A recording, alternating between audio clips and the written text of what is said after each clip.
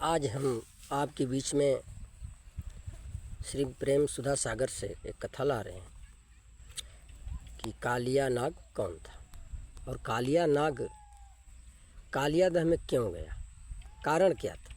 तो कारण यही था, हम बता रहे हैं आपको। कालियादह में जाने का कारण गरुण देव की माता बिनता थी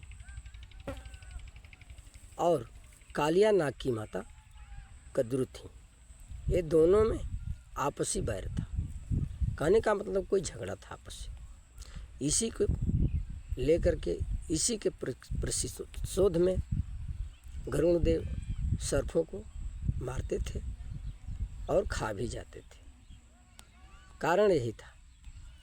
तो सर्पों ने एक दिन अपना मीटिंग बनाई कि भाई ये तो हम लोगों का सारा बाल बच्चा खा जाएंगे और हमें भी खा जाएंगे। तो ऐसा है कि हम लोग ब्रह्मा जी के यहाँ चले जाएं और चलकर उनसे अपना हम लोग इस प्रश्न को कहें कि गरुण देव हम लोगों को देखना नहीं चाहते हैं, खाते भी हैं मारते भी हैं, भगवान के यहाँ जाते हैं। तो ब्रह्मा जी कहते हैं कि हाँ, ये तो गलत है, ये है गलत, ऐसी बात है, ऐसा नहीं करना चाहिए, ऐसा बात है। फैसला कर देते हैं कि ऐसा बात है कालिया नाग कि तुम लोगों को मारेंगे नहीं, लेकिन एक बात, महीने में एक सर्प की बलि दे दो अमावस्या के दिन, और इतना ही में इनका काम चल जाएगा। सभी सर्प मिल जाते हैं कि चलो भाई 10-5 लोग को मार भी देते हैं, खा भी जाते हैं। तो इससे अच्छा कि अगर महीने में किसी एक को ही बलि चलेगा तो हम लोग बहुत हैं, मान जाते हैं लोग। इसके बाद उसी दिन से अब इन लोगों को गरुण देव को बलि देना चालू कर देते हैं। एक दिन कालिया नाग की बात है। अब कालिया नाग से और गरुण देव से विवाद हो जाता है और यह अपना जान बचाकर कालिया नाग कालीदह में आ जाता है, कूद जाता है गरुण देव के डर से। तो कालिया नाग कालियादह को सारे पानी को, सभी जितने पानी हैं सब पानी विष से कर देता है, विष से ही विष कर देता है, उगल देता है सारा विष, पॉइजन हो जाता है पानी में। एक दिन ग्वाल बालों की गैया चरती चरती उसमें पानी पीने के लिए आ गई।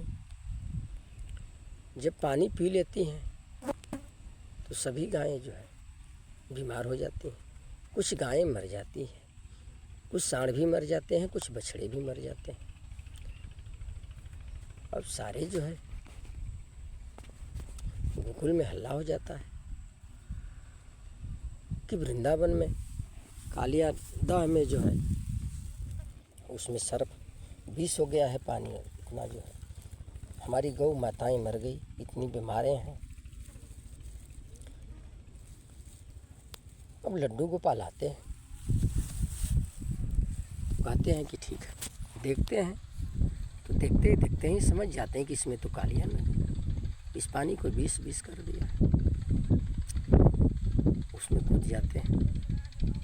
जब कूद जाते हैं तो ग्वाल बाल देखते हैं कि अरे न हम लोगों से कहे न बोले न सोचे, कूद गए इसमें। अब दौड़े दौड़े लोग जाते हैं, गांव में हल्ला करते हैं कि अरे कृष्ण तो उस कालियादह में कूद गए और अभी तक नहीं निकले। यशोदा मैया और आती हैं, सब माताएं वहाँ की सुनकर गोपियाँ भी आती हैं, आकर रोने लगती हैं। रोते रोते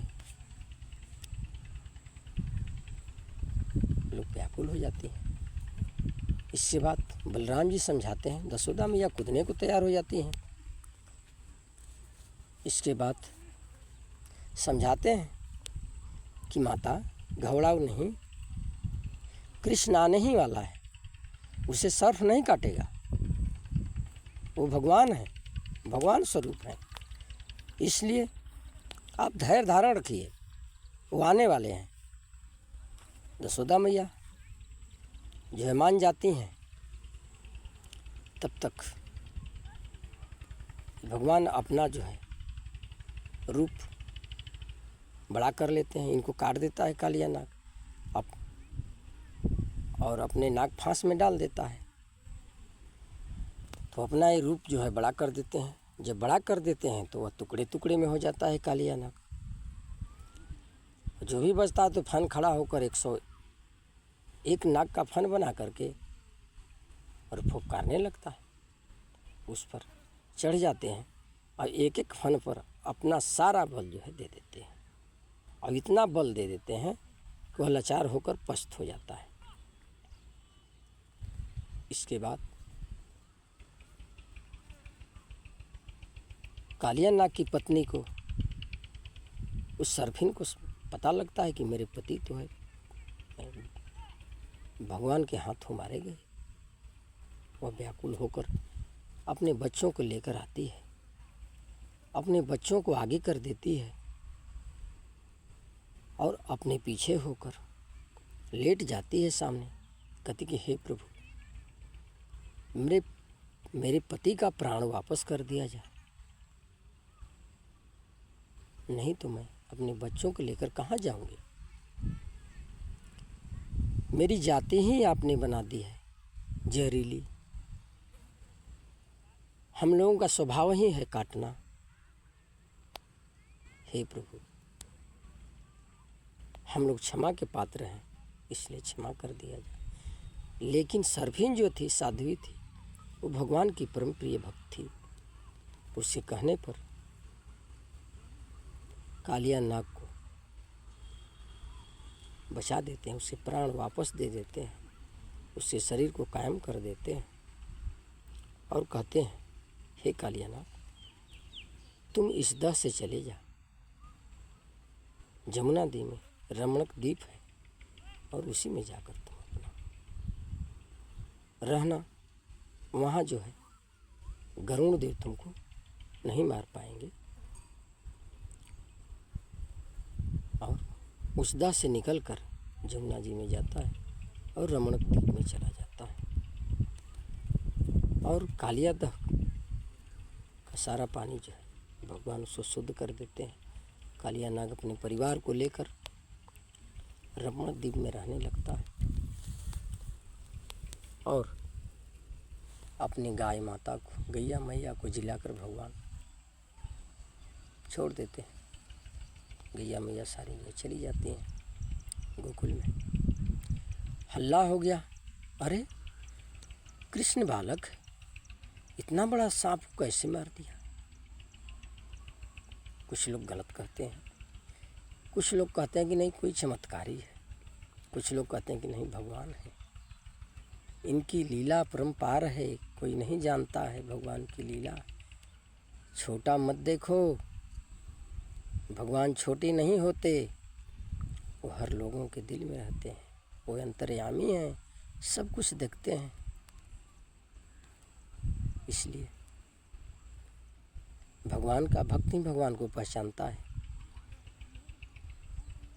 जैसे सोना को सुनार पहचानता है, वैसे भगवान को भगवान का भक्त ही पहचानता है। जो भक्त बनेगा वही भगवान को पहचानेगा, वही जो है 184 जूनी से मुक्त होगा। नहीं तो यहाँ बार बार जन्म लेना पड़ेगा, माँ की गर्भगृह में जाना पड़ेगा और भोगना पड़ेगा। इसलिए आए भक्तों, हम आपसे यही कहना चाहते हैं कि आप भजन करिए, भगवान का नाम लीजिए। इसी के साथ हम आपसे विदा लेना चाहते हैं। मेरी कथा को आप शिव कुमार दास के नाम से भी मंगा सकते हैं। इसलिए हम आपको सदा आभारी हैं कि आप भजन करिए, आप दास बनिए। मैं भी एक छोटा दास हूँ, आप मुझसे भी बड़ा दास बनिए भक्ति करके। यह वीडियो मैं खेत खलिहानों से बनाता हूँ, मैं अपनी झोपड़ी से बनाता हूँ, मैं जहाँ रहता हूँ वहीं से इस कथा को आपको भेज देता हूँ। चूँकि सीन और कथा में अंतर होता है, सीन से नहीं होता है, भगवान की कथा से होता है। और जहाँ भगवान की कथा होता है, जो कथा सुनते हैं उनकी अंतरात्मा का मैल खत्म हो जाता है, पाप खत्म हो जाता है। इसलिए आप भजन करें। हरे कृष्णा।